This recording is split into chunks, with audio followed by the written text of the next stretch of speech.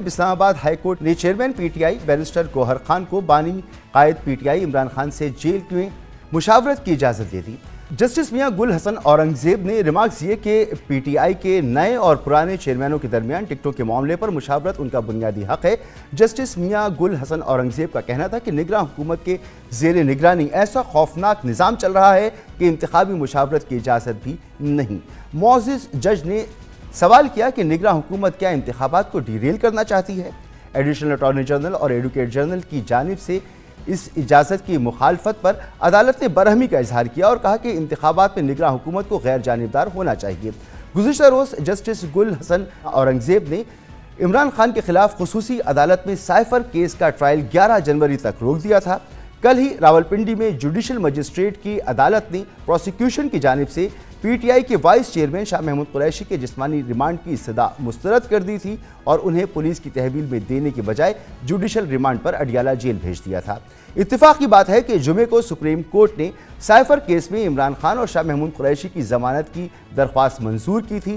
قائم مقام chief justice justice سردار طارق مسعود کی سربراہی میں 3 رکنی بینچ نے پی ٹی آئی کو لیول پلینگ فیلڈ نہ ملنے کی درخواست پر بھی الیکشن کمیشن کو تمام شکایات پر فوری ایکشن لینے کی ہدایت کی تھی اور پولیس کے تمام آئی جیز کو حکم دیا تھا کہ کاغذات نامزدگی جمع کرانے والے پی ٹی آئی کے امیدواروں کو ہراساں کیے جانے کا تدارک کیا جائے۔ سماعت کے دوران بینچ کے رکن جسٹس اطہر من اللہ نے ریمارکس دیے تھے کہ بانی پی ٹی آئی پر جرم ثابت نہیں ہوا، وہ معصوم ہیں۔ ان کا کہنا تھا کہ بانی پی ٹی آئی بڑے سیاسی لیڈر ہیں، بتایا جائے کہ ان کے جیل سے باہر آنے پر سوسائٹی کو کیا خطرہ ہے۔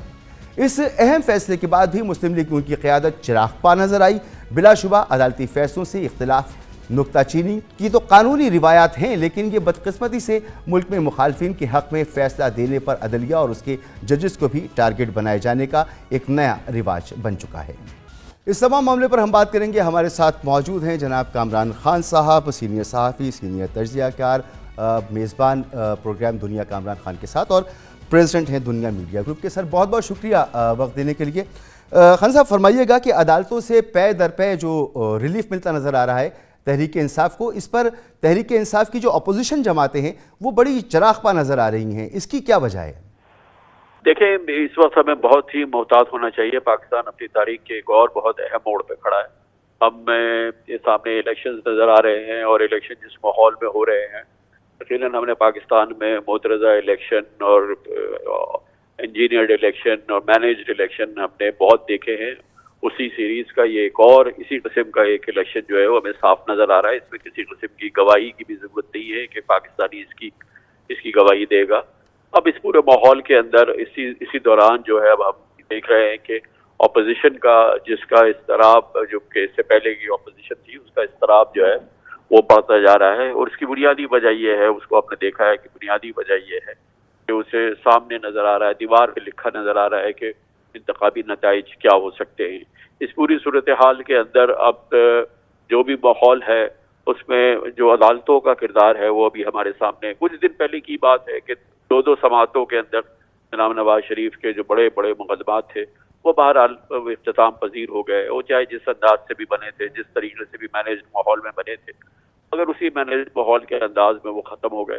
اب اسی انداز سے اب جو کچھ مقدمات بنے ہیں ان کے حوالے سے عدالتوں کے جو ریمارکس سامنے آ رہے ہیں، جو ان کے فیصلے سامنے آ رہے ہیں، جو آرڈر سامنے آ رہے ہیں، وہ بھی یقیناً ایک نئے دور کا آغاز ہے، نئی صورتحال نظر آ رہی ہے جس پہ کہ اپوزیشن کی بے چینی اور اس وقت بے پناہ اضطراب جو ہے وہ نمایاں ہو کے سامنے آ رہا ہے۔ مگر اس دوران عدالتوں کا جو حشر کیا جا رہا ہے، جو معزز جج صاحبان سپریم کورٹ کے ہوں یا وہ ہائی کورٹ کے ہوں، ان کے بارے میں جس قسم کے ریمارکس جو پچھلے 4 دنوں میں سابق وزیر اعظم شہباز شریف سے لے کے اور ان کی پارٹی کے دوسرے لوگوں نے جس انداز سے جو گفتگو کی ہے، وہ یقیناً ایک بہت ہی تکلیف دہ بات ہے تمام پاکستانیوں کے لیے کہ وہ کون سی عدالت کو مانے۔ وہ عدالت جس نے ابھی نواز شریف صاحب کو 2 سماعتوں کے بعد ان کو جو ہے کلین چٹ دے دی، وہ جو ادارے ان کی حفاظت کے لیے کھڑے ہو گئے، نیب جیسے ادارے نے ان کی حفاظت کی، یا وہ عدالتیں جنہوں نے نواز شریف صاحب کو اب اس سے پہلے ان پہ ہائی جیکنگ کا کیس بنا تھا اور وہ جس طریقے جس کیفیت سے وہ گزرے تھے اور جس انداز سے عدالتوں نے ہی ان کے مقدمات کو ختم کیا تھا، وہی سلسلہ ہے۔ کون سا اس میں ایک کوئی نئی چیز یا کوئی ایک غیر معمولی صورتحال نظر آ رہی ہے، لیکن بہرحال اس وقت جو کیفیت پی ٹی آئی کے ساتھ ہے، جو اس کے بانی کے ساتھ ہے، جو اس کی لیڈرشپ کے ساتھ ہے، وہ بھی اپنی مثال آپ ہی ہے. اس میں کوئی جو صورتحال ہم دیکھ رہے ہیں اور یہ پورا ماحول جو ہے اس الیکشن کے ماحول میں، یہ جو اس کا پس منظر جو ہمیں نظر آ رہا ہے، جو اس وقت صورتحال نظر آ رہی ہے، اس سے اندازہ ہو رہا ہے کہ یہ الیکشن کس طرف پاکستان کو لے کے جا رہے ہیں اور کس ماحول میں لے کے جا رہے ہیں. ابھی تو الیکشن شروع ہی نہیں ہوا، اس کی صرف ابتدائی مراحل ہی ہوئے ہیں اور اس میں ظاہر ہے کہ یہ بہت بڑی ایک شکست ہو گئی ہے جو وہ پی ڈی ایم کی سابقہ جماعتیں یا خود الیکشن کمیشن کی جس نے کہ کوشش کی کہ پی ٹی آئی سے اس کا انتخابی نشان لے لیا جائے. یہ کیسے ممکن تھا کہ کوئی بھی عدالت جو ہے اس کو اپہولڈ کر دے اور کہے کہ جی کہ یہ بالکل صحیح الیکشن کمیشن نے فیصلہ کیا کہ پی ٹی آئی کے انٹرا پارٹی الیکشن جو ہے وہ اس کو کالعدم قرار دے دیا اور اس سے اس کا الیکشن سمبل لے لیا. تو امپاسبل تھا. کیسے ہو سکتا ہے؟ کوئی سی بھی عدالت ہو، کوئی بھی ماحول ہو، وہ اپہولڈ کیسے کر سکتی ہے الیکشن کمیشن کے اس فیصلے کو؟ اور اس پر جو بے چینی، پریشانی اور جو گھبراہٹ ہم اس وقت سابقہ پی ڈی ایم کی جماعتوں میں دیکھ رہے ہیں، خاص طور پر نون لیگ کی، وہ بھی دیدنی ہے، دیکھنے والی چیز ہے. جس انداز سے جو پریشانی نظر آ رہی ہے، اس کا مطلب یہ ہے کہ جو ایک عام تاثر ہے، ایک عام پاکستانی جانتا ہے کہ اگر یہ الیکشن ہو گئے اور صاف شفاف ہو گئے اور بالکل اسی انداز سے ہو گئے کہ جیسے کہ واقعی جن کو کہ الیکشن کہنا چاہیے، جو شاید پاکستان میں کبھی نہیں ہوئے، تو کسی کوئی بھی ممکن نہیں کہ جو اس کے نتائج ہیں وہ کسی کے لیے بھی گیس کرنا مشکل نہیں ہے وہ کہ کیا اس کا نتیجہ نکلے گا. میں تو یہی سمجھتا ہوں کہ اس پورے ماحول میں اگر اسی انداز کے الیکشن کی جانب جانا ہے اور اسی طریقے کی جو پی ڈی ایم کی جماعتیں ہیں وہ اپنی کامیابی کو یقینی بنانا چاہتی ہیں اور وہ چاہتی ہیں کہ آج کے اگر وہ لاڈلا ہیں تو اس کو ثابت کیا جائے ان کو اقتدار میں لا کے، تو یہ تو پھر پاکستان کے لیے ایک بہت ہی میں سمجھتا ہوں کہ ایک بہت ہی ایک تباہی کا سامان ہوگا. ایسا نہیں ہونا چاہیے. اور اس بار بار کے مینیجڈ اور آرکسٹریٹڈ الیکشن سے جو پاکستان کو نقصان اب تک ہوا ہے، اس سے کہیں زیادہ اب نقصان ہوگا. اس وقت کے ماحول میں بہتر یہی ہے کہ یا تو صاف شفاف بالکل ایک ایسے الیکشن کرنے چاہیے جن میں پاکستانیوں کے اعتماد ہو، ورنہ الیکشن کا تکلف نہیں ہونا چاہیے. اور اس وقت اس قسم کے الیکشن کے تکلف کی جس میں کہ باقاعدہ ایک کوشش صرف یہ ہو کہ ایک مخصوص جماعت کو اقتدار میں لا کے بٹھا دیا جائے، نہ پہلے اس کا کوئی فائدہ ہوا نہ آئندہ کبھی کوئی اس کا فائدہ ہوگا. اس لیے اس تکلف سے بہتر یہ ہے کہ اس تکلف کو نہ کیا جائے، اور نہ نہیں ہوتا ہے تو الیکشن نہ ہو. پھر دیکھ لیں جس وقت بھی الیکشن ہو، چاہے کل ہو یا چاہے 8 فروری کو ہو یا پھر جب بھی ہو، مگر ہو تو پھر واقعی وہ فری اینڈ فیئر الیکشن ہو. اور کسی قسم کے مینجڈ الیکشن کی شاید پاکستان اب اس کے پھر نتائج کچھ بھی ہو سکتے ہیں، اللہ کرے نہ ہوں، لیکن بہرحال یہ ایک بہت بڑا رسک ہوگا. مگر خان صاحب اس وقت صاف نظر آ رہا ہے کہ الیکشن 8 فروری کو ہی ہونے جا رہے ہیں. جو سیکیورٹی کا معاملہ تھا اس میں بھی پیش رفت ہو چکی ہے، تمام انتظامات ہو چکے ہیں، اور ابھی تک کے جو الیکشن کمیشن کا ماننا ہے وہ یہی ہے. اب یہ پی ٹی آئی کا جو معاملہ ہے اس پر صدر مسلم لیگ نون انہوں نے کل فرمایا کہ بلے کا نشان پی ٹی آئی کے پاس ہونا ہی نہیں چاہیے، اور الیکشن کمیشن جو ہے وہ بھی اب پشاور ہائی کورٹ میں جا رہا ہے اس فیصلے کو چیلنج کرنے کے لیے. تو کیا لگتا ہے کہ یہ پی ٹی آئی کو جو ریلیف ملا ہے یہ ایک عارضی ریلیف ہوگا یا فیصلہ تبدیل ہو سکتا ہے؟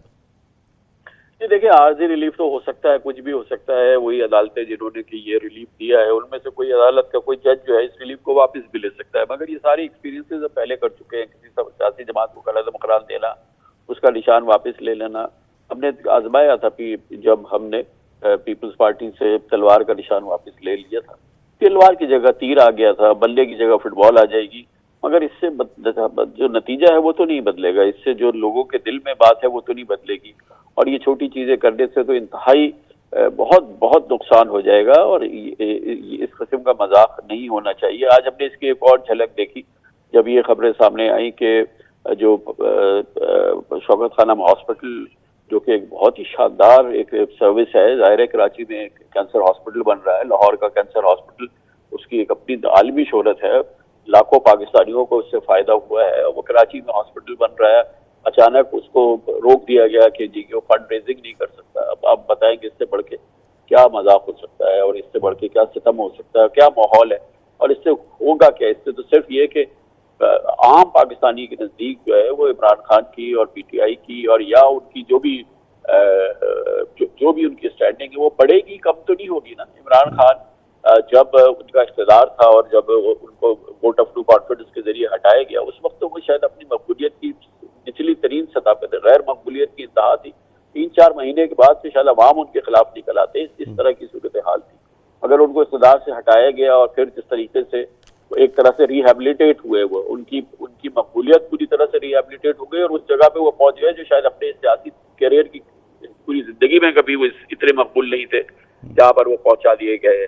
اور اب اس قسم کے اقدامات سے میرا تجربہ یہی کہتا ہے کہ اس سے ان کی مقبولیت بڑھے گی، کم تو نہیں ہوگی. ان